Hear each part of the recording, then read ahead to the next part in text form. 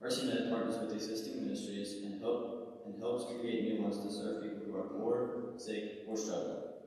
As a community of believers, Mercy Med hopes to grow hearts that love their neighbors well and bring healing to people who often feel overlooked. For many families in Columbus, Mercy Med is the only place they can.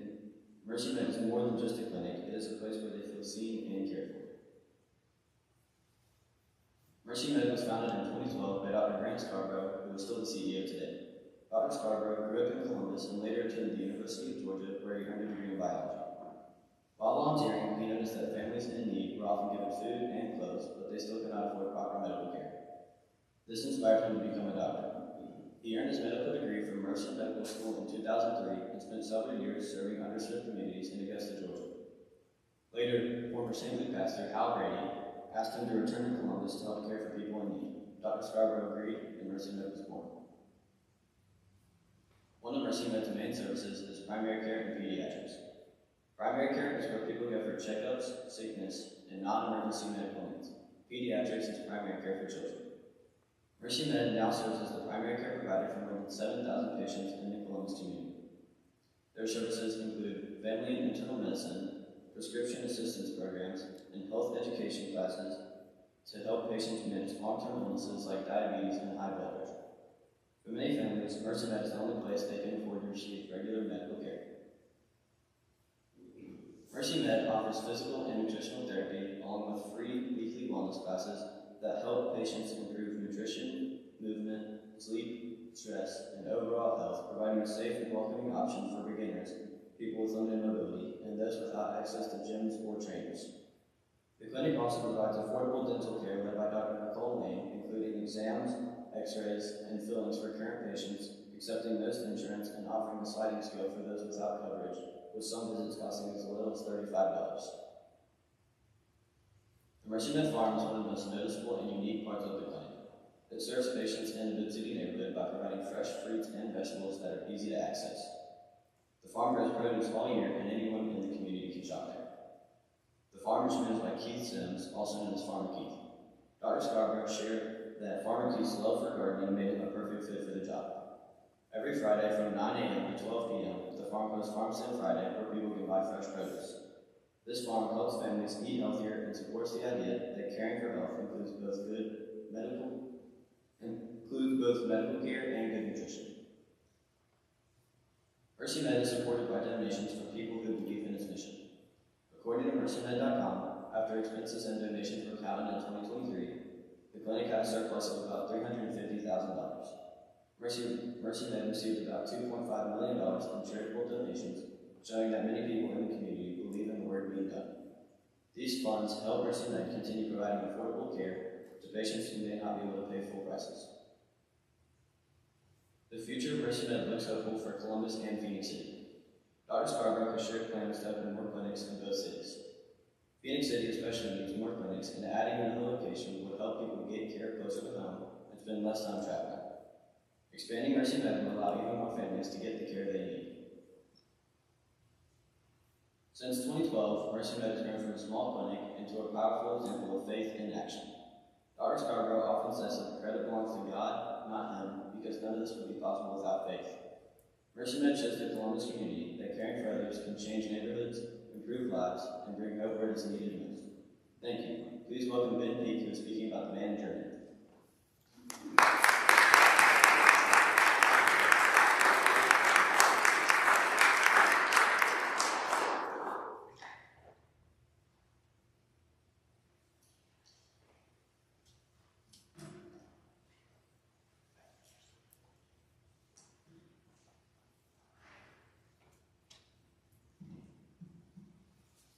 Everyone knows Journey. Their song busts at football games, weddings, and even in the car with the windows down. But Journey did more than write hit songs. They shaped rock music and brought people together with powerful lyrics and unforgettable melodies. Journey became one of the most successful rock bands of all time because they truly lived by their most famous line, "Don't stop believing." Journey was formed in San Francisco in 1973 after the breakup of Santana. Two former Santana members, Neil Shaw and Greg Raleigh, teamed up with manager Herbie Herbert to start something new.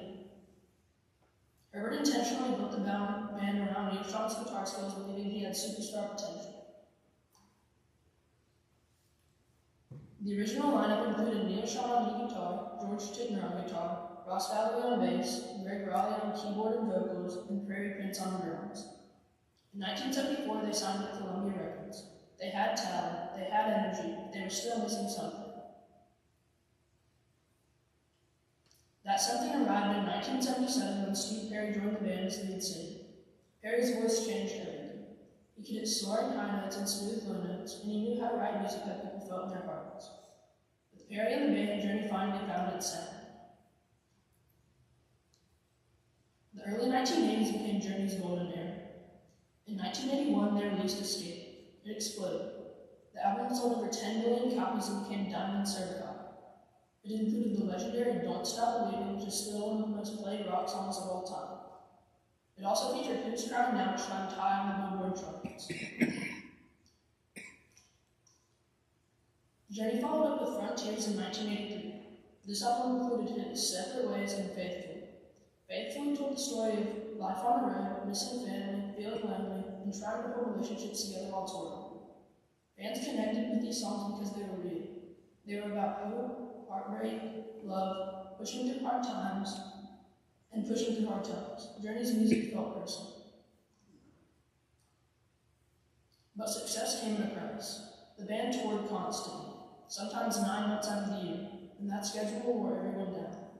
Family problems, exhaustion, and tension began to build. Over the years, members came and went. In 1987, Steve Perry stepped away from the band. In interviews, he said he had simply lost his passion for music. He was also grieving the loss of his mother and struggling with unhealthy habits. After leaving Journey, Perry isolated himself from the public for years before eventually returning to music on his own. Without Perry, Journey struggled to regain its momentum.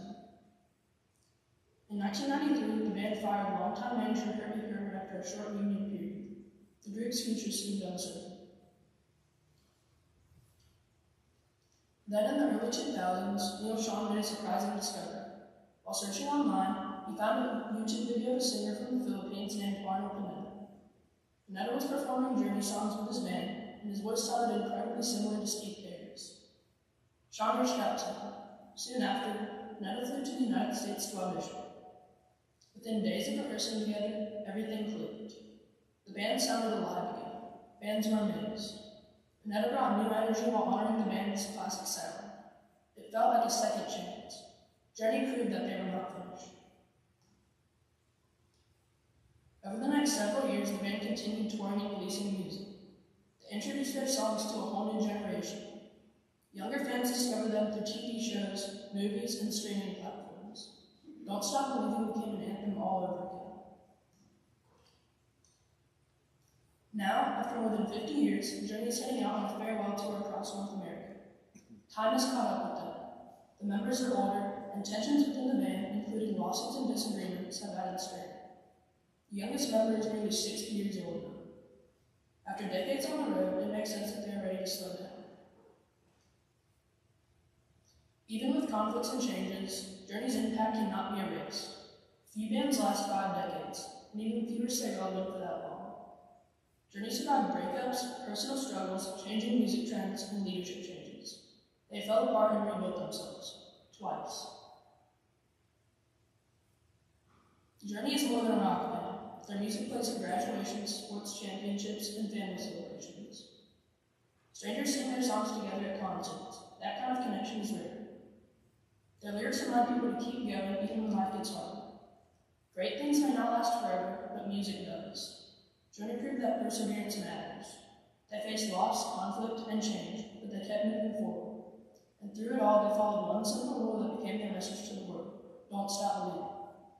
Thank you. Please welcome Lucy Mae McDaniel, who is speaking about the Georgia Coast.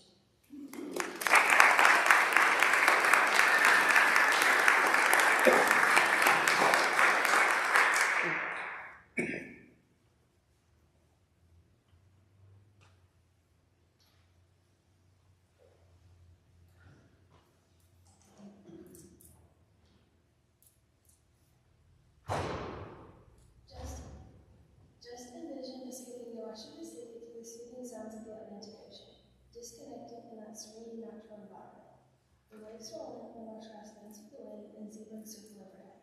But what if I told you that millions of years ago, the same place was underwater, and dinosaurs may have lived nearby? That is the magic of Georgia's extensive coastline, sculpted over millions of years by sediments washed out from the Piedmont and Blue Ridge regions. Today, fossils of sharks, fish, and even whales prove this land was once the ocean floor. The breathtaking coast, filled with vast salt marshes, sandy soils, and Georgia's famous Golden Isles, is one of the most biologically rich coastlines in the United States. Georgia's coast is unique because of how it formed, how it constantly changes, and how it supports an incredible variety of life. The coast lies from the lower coastal plain of southeast Georgia, a flat, swampy region that stretches inland to the farmland. This area includes marshes, barrier islands, and sandy and nutrient-rich soils. According to geologist Dr. Quinton Merida, the following represents a prehistoric shoreline from the Cretaceous era, when the ocean was reached all the way up to the Piedmont region. As the sea eventually receded, it left behind fertile soils. Due to these nutrients and the availability of water power from rivers dropping in the fall, major cities such as Augusta, Macon, Milledgeville, and Columbus were built along. Georgia's coast is made of sediments carried for millions of years from the Piedmont and Blue Ridge Mountains. Rivers transported sand, clay, and other materials downstream, gradually building up the coastal plain. The region is especially well known for its barrier islands, long, narrow islands that run parallel to the mainland and are primarily made of sand and sediment. These islands help protect the mainland from storm surges and hurricanes while also creating vast salt marsh systems that lie between the islands and the coast. In fact, according to Emory University's Georgia Coast Atlas, Georgia contains nearly one-third of all salt marshes on the eastern United States coastline. Because of the subtropical climate and dramatic tidal changes, these marshes are one of the most biologically productive ecosystems in the world. Barrier islands themselves are relatively rare, forming along only about 10 to 15% of the world's coastlines. They are most common along gently sloping coastal plains like those of the Atlantic and Gulf coasts. Georgia's barrier islands are constantly changing. They shift with tides, waves, wind, and storm. They can emerge in one place and grow in another. Over the last century, for example, Tybee Island has lost nearly 2,000 feet of shoreline in some areas, while Little St. Simons has gained significant shoreline. These changes show just how fragile and dynamic barrier islands truly are.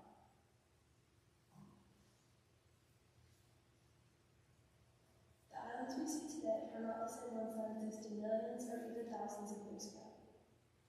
Georgia's islands first began forming about 70 million years ago, near the end of the Jurassic period, when dinosaurs still roamed. At that time, the ocean extended inland to what is now a fault line. Even making Columbus beachfront property. Sediments washed down from higher elevations were deposited along the shore, forming the earliest foundations of the coastal plain. Much later, between 23,000 to 27,000 years ago, during and after the Ice Age, the islands began to take more recognizable shape. The older, larger islands are known as the Pleistocene Islands, formed before the last major continental ice sheet. Sea levels once stood about 6 feet higher than they do today, shaping the ancient shorelines. Then, during the last years of the Ice Age, sea levels dropped dramatically by as much as 300 to 500 feet because so much water was locked in ice sheets. At one point, the shoreline lay nearly 80 miles east of its present location.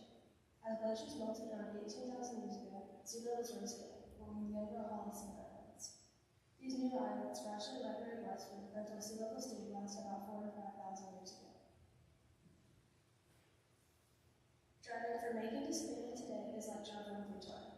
The soil layers become younger and more recent as we move toward the coast. Mining operations along the coastal plain and farmland have uncovered fossilized remains of prehistoric whales, sharks, and other marine creatures, confirming that this land was once the ocean floor. The New Georgia Encyclopedia reports that common fossils found in these deposits include teeth from mega, mackerel, and sand sharks, as well as ecoid fragments and even goblet sharks.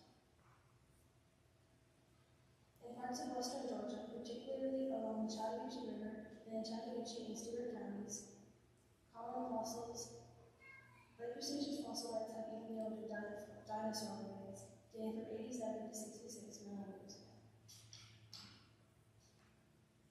Georgia's coast is far more than just a beach destination. It is a living, shifting landscape shaped by tide, water, and natural forces. Its salt sweet grounds for fish and shellfish.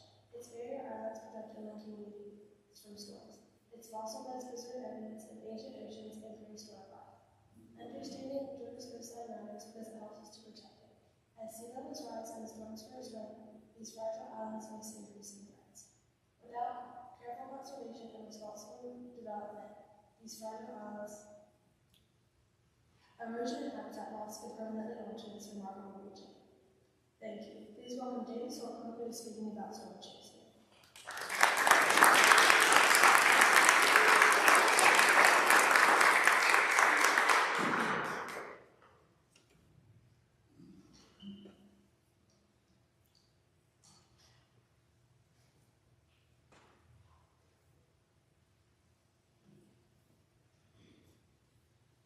Some people drive away from the storm out of fear, others drive towards it on purpose.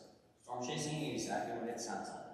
Meteorologists and trained researchers follow storms to collect data, while some thrill seekers chase them for the adrenaline rush. However, real storm chasing is not just about excitement. It has become an important job that has helped save countless lives. Over time, storm chasing has grown from a small hobby into a scientific career that improves weather warnings and protects communities. Storm chasing does not have a very long history compared to other scientific fields. Most modern storm chasers trace storm chasing to David Hope. According to the Royal Meteorological Society, he began chasing storms in North Dakota in 1956. He was fascinated by severe weather and wanted to photograph storms up close. Later, he created Storm Track magazine, which connected people who were interested in storms. This magazine helped build a community and allowed people to share stories, pictures, and scientific ideas.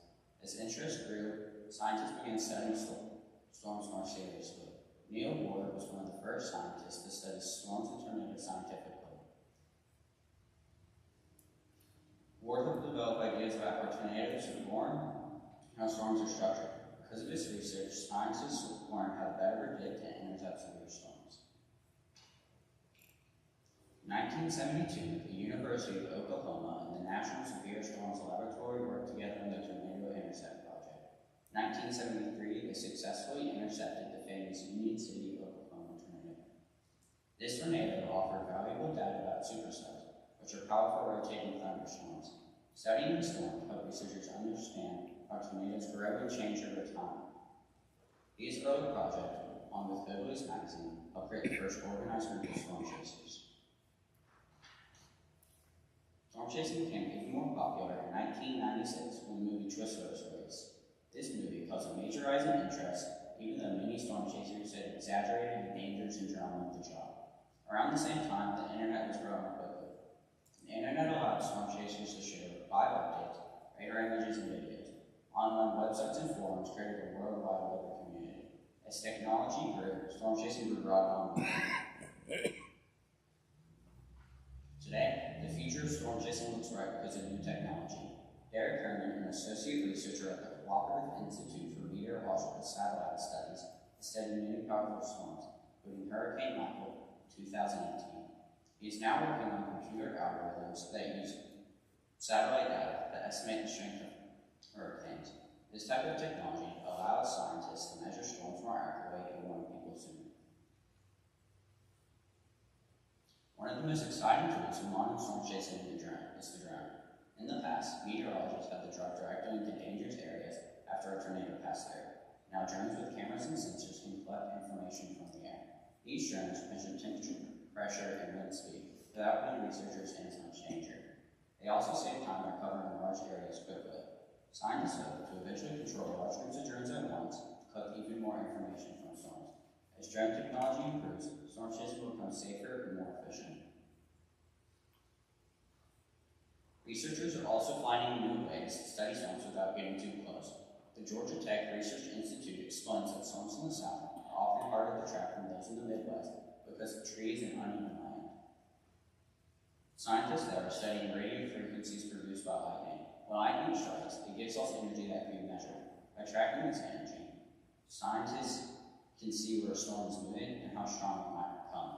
They are also experimenting with technology that detects both frequency sounds from storms, sounds humans cannot hear. In the future, this could provide even more data to make improved warnings. Another important group that supports storm checking is Skywarn.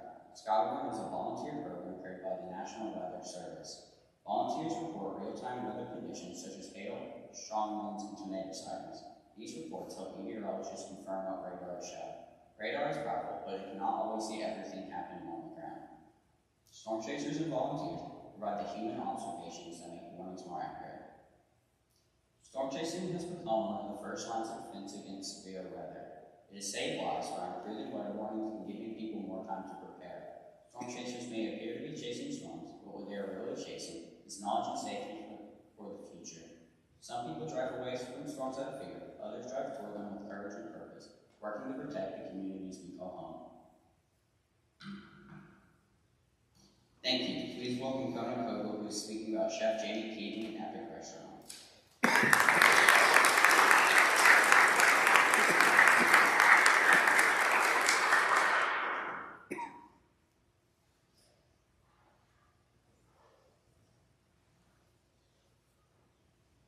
Did you know that there's a nationally recognized award-winning restaurant right here in Columbus, Georgia? Many people pass by Epic without realizing just how special it is. Epic is a fine dining restaurant led by Chef Jamie Keating and has brought attention to Columbus from across the state and even the country. From simple comfort food to high-end dishes, Epic is known for creative meals, strong leadership, and excellent service. Chef Keating's passion shows how hard work can create something meaningful for a community. Chef Keating discovered his love for the kitchen at a young age. At just 16, he was working in restaurants, bussing tables, and doing dishes. Even though these were not glamorous jobs, this is the world he knew he wanted to be a part of. So he sold his car to buy a cheaper one and attended Paul Smith College for the Culinary Arts. He knew he could not waste the opportunity, so he took his studies seriously and worked hard to graduate. After culinary school, Chef Keating became the youngest sous chef in Hyatt hotel history. This meant he was second in command at a very young age. His days were long, often 13 to 14 hours, and after work he would go home to learn techniques and study new recipes.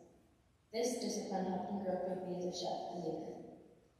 Chef Keating also worked and trained in several important food destinations, including France and New York. These places shaped his cooking and taught him high standards for cleanliness and cooking. He worked at Hyatt hotels in different locations, including the Atlanta metro area, and gained experience in fine dining kitchen. In 2008, he earned a spot on the American Culinary Olympic team, where the team won silver overall and gold in 2 categories. The international competition helped prove that Chef Keating could perform at high levels in the culinary field. In late 2012, Chef Keating and his wife opened Epic Restaurant. It's located in the historic Eagle and Phoenix Riverfront Complex, a site that was once home to a thriving textile mill, now stands as a symbol of the city's revitalization and growth, connecting Columbus's industrial past with its vibrant present. Many people doubted that a fine dining restaurant could survive in the city. However, Chef Keating believed in Columbus and wanted to do something special for it. He focused on building a strong kitchen culture where staff members supported each other and took pride in their work. Over time, Epic gained a strong reputation for both food and service.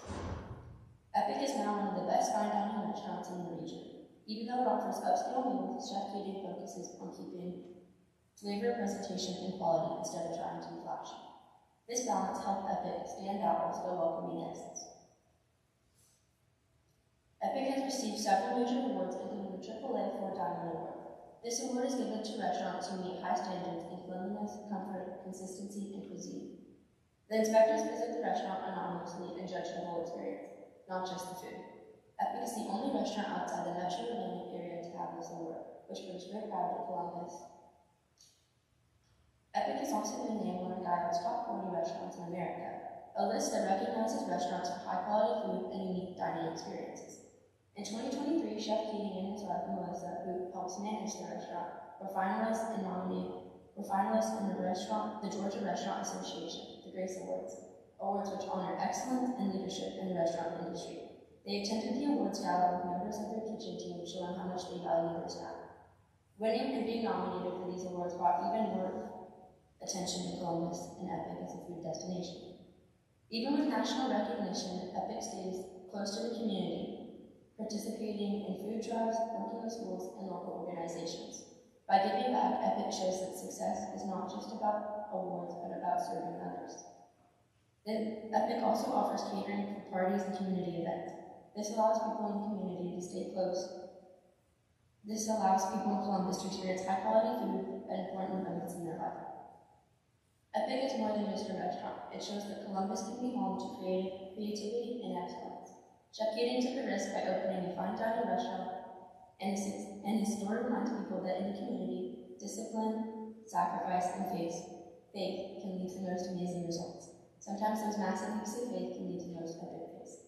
Thank you, and please welcome Sophia Caldwell, who is speaking about denominations of Christianity.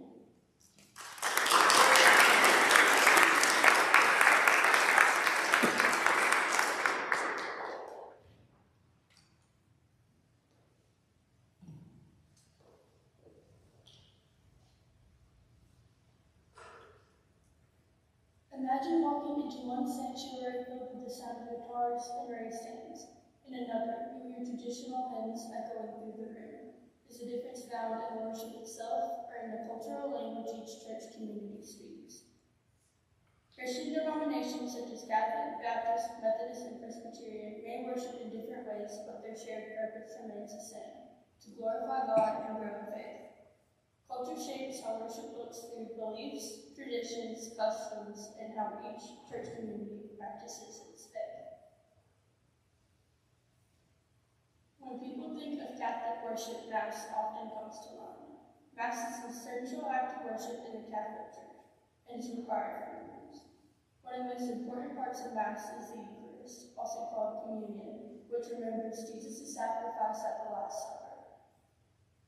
Catholics also practice confession, where members confess their sins to a priest and ask God for forgiveness. Traditions such as praying the Rosary, which is a string of beads worn by members of the faith, and making the sign of the cross are common ways Catholics express their faith. The Rosary uses beads to guide different prayers, organized into sets called decades. Making the sign of the cross is a way to bless oneself before prayer or during times of distress. Catholics also observe holy days of obligation when members are expected to attend Mass in addition to regular weekly services. Historically, many Christian denominations developed from the Roman Catholic Church, although they have their own traditions and beliefs now. Baptist worship focuses strongly on sharing faith with others. Evangelism, missions, and spreading the gospel are central to Baptist beliefs. Baptist services usually include a sermon led by a pastor, worship, music, prayer, and sometimes personal testimonies. Services are often considered flexible because there is no required dress code. Many Baptists believe in coming as you are, meaning people should feel welcome no matter how they are dressed. Another tradition in Baptist churches is congregational involvement. When someone wants to join the church, the pastor may ask the congregation if they welcome the new member, and the church often responds together with a joyful amen. While the structure of Baptist worship is similar across churches, each congregation and pastor may worship a little differently. The Methodist Church was founded by a man named John Wesley in 1784. Wesley can be known for his teaching practices where he openly shared his beliefs and ideologies in the open field or area.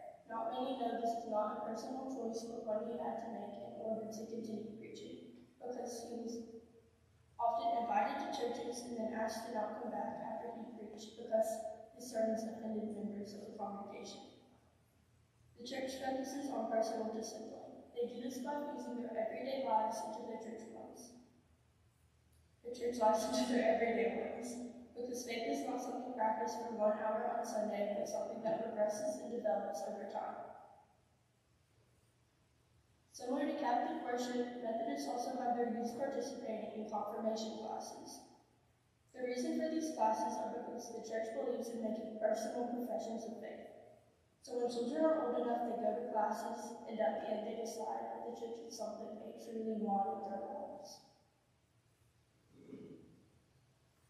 Presbyterian worship has two major branches today: the Presbyterian Church USA, or PCUSA, and the Presbyterian Church in America, or PCA. Many Presbyterian churches follow the regulative principle of worship. meaning worship should include only what is clearly stated in the Bible, such as prayer, scripture reading, preaching, singing, and the sacraments. Because of this belief, some Presbyterian churches perform more traditional worship styles. The PCA follows this principle very strictly, while the PCUSA is more open to adapting modern worship practices over time. Some Presbyterian churches now include modern worship music, while others continue to sing mostly hymns or songs. Even with these differences, Presbyterian worship usually includes prayer, scripture, preaching, singing, and participation in the sacraments. Culture plays a big role in how churches worship. Culture includes ideas, traditions, and social behaviors shaped by the community around the church. This affects how sermons are given, what kind of music is used, and how people participate in worship. Some congregations prefer logical teaching-focused sermons, and some prefer sermons more like stories. Some churches use modern worship music, while others prefer traditional hymns. Even clothing can reflect culture, with some churches dressing more formally and others encouraging casual dress.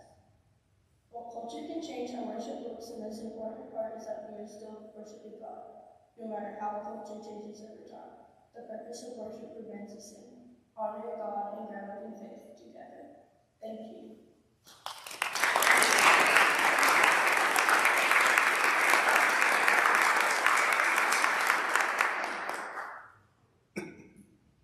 Thank you all for being here.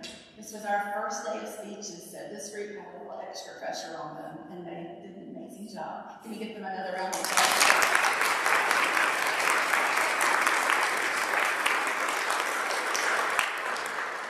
Families and guests, y'all are welcome to come visit, get a picture, get a hug before you go, and everyone else have a great day. Thank you for being here.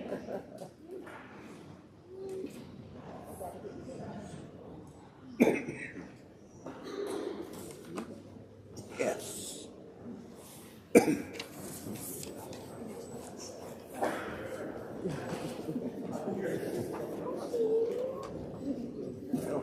Right, sir.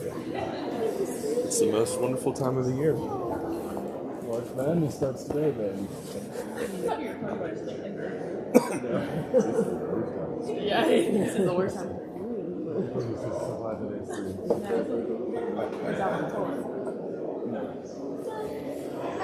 Are you having my graduation?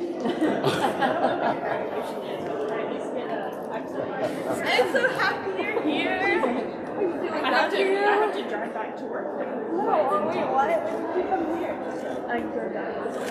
Where did you sleep, kids? Oh, because I was like, Surprise, surprise. my bedroom is open. Nobody saw my Oh, Yeah. I don't know that I've ever had ice in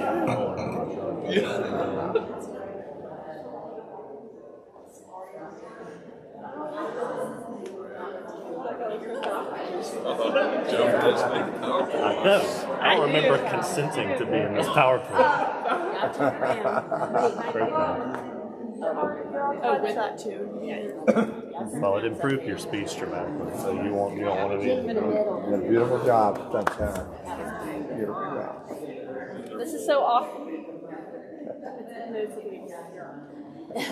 My arms are hurting. Oh. Ready? Although I look super frumpy. Who am I looking at? Oh no. You look like you're either going to go play basketball or chop wood. Both. You're not wearing an appropriate shirt for March. I know. We need to get out. It was cold. I had to Oh, I don't like this. throw clothes on quickly and get out. I was 2 minutes late because Wait, can I take this I off? forgot to put deodorant on and ran back inside. It's a crucial But I error. have a deo.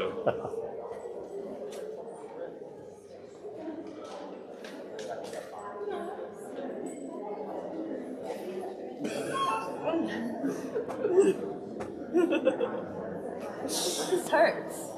Alright, scoot. Now it's our turn. I think in honor of Stellar's speech, you should take her to Target. To Target to get ice. I have to come back on Saturday to take back to Target. To get a transformer. Yeah. I stopped by their house on Sunday when I was leaving town, and Mac gets out of the car and he's like, "Are you taking me to Target for my birthday?" And I was like, "Not today." And he was like, "Really? No." But when? Okay, we're doing another movie. Again? Yeah, I didn't like it. Yeah, Well, if my arms are breaking. well, did you put your arms? low. Yeah, just put it. All right, how? Move out of the way. Because my arm was out. I'm not in it. What's in the picture too? We're not part of that family. Oh, that deal. I think Miss Plot was more excited to see you than I was, and then I think she was. No. She was just like really excited, and then I think she was more excited about seeing you than the actual speeches. She was very happy. I was her student 15 years ago. She was so happy. Sophia looks. We're not taking pictures. Now what are you going to do? What is it? No, I'm tearing up my paper. They're getting a baby sister. I'm getting a baby sister. You're getting a baby sister. Or you could stay. We're getting a baby sister. That's what you're doing next. Rachel was like, Rachel,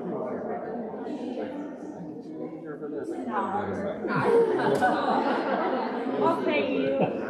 How much would you normally get basically what I did. today? I went to we had this conversation. But like hourly, how much do you get paid? You're right. So, I mean, So I got her. I was going to get buy flowers for the house. I got her $25. no, that's not a hereditary thing. That's just user. Hey, those are good gifts. I would take those. How are you? Good. I'm glad you made it. Tell Joseph. I know. I just kept worrying every day. I'll need your microphone. Point. Did I take a picture of you with these three that you're talking Oh, about? I love Miss her. Oliver. Miss Oliver. Even though I feel so short. All the quarantine. You go get a picture. Okay, but Like I'm going to get a y'all picture of y'all. I know this rabble rouser always gets tossed out of here. I know. They can't stand it. I did when we were parking, I don't know if you saw him over there. Chefs was in our parking lot with a flat tire. And I was like, "No things wrong, buddy." He's like, "We're preachy." I'm sorry. It's okay. Look, y'all, we're in the way. Oh, I'm so sorry. You can be in it. I'm so sorry. Y'all, it's fine. You're fine. Did you take a photo? No, I love the photo. You're fine, Joe. That's a good suggestion. Maybe see you on Saturday. Yeah. Right, I should have come out there. Miss Oliver, where's There's so much shit. And we're not even in our house. Yeah. I'll tell you when I'll try. All right, ready?